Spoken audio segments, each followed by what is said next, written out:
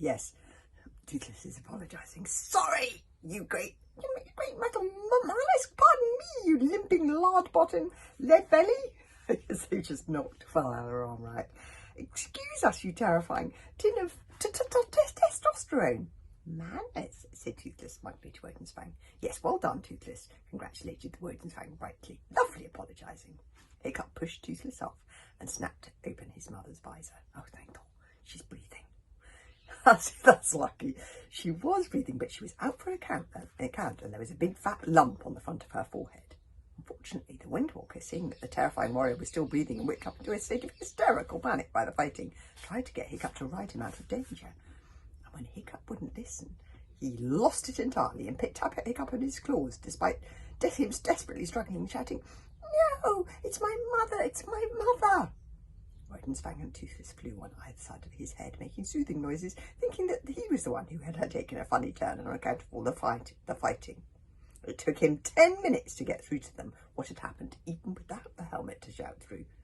After catching their breath, Hiccup insisted that they went back to where he thought the fight had taken place, but there was no sign of any unconscious mother, just a deep indentation in the snow where she had fallen beside the still smouldering tree trunk.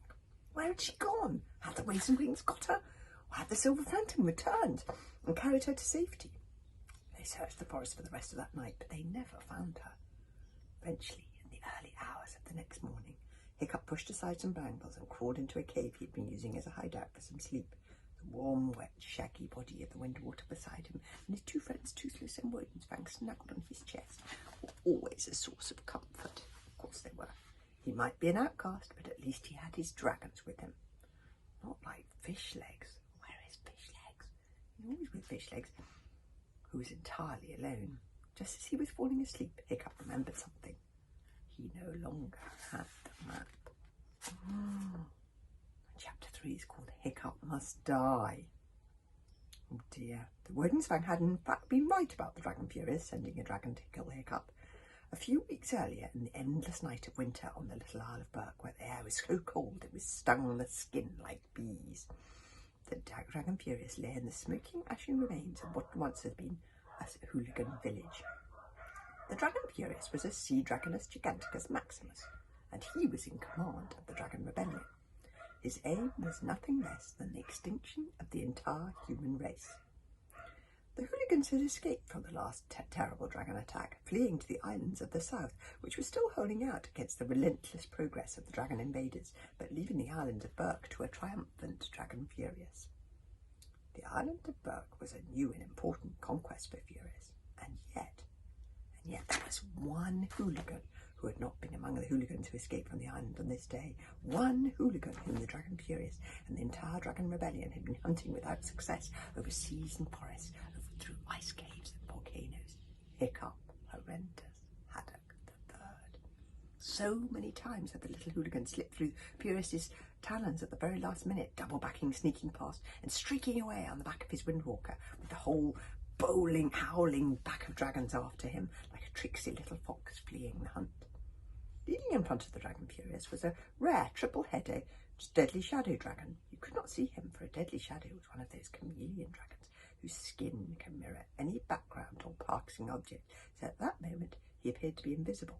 "Hiccup must die," said the Dragon Furious to the deadly shadow. "We have to catch him, or our cause is lost. Can you do it? Can you find and kill Hiccup where all others have failed?"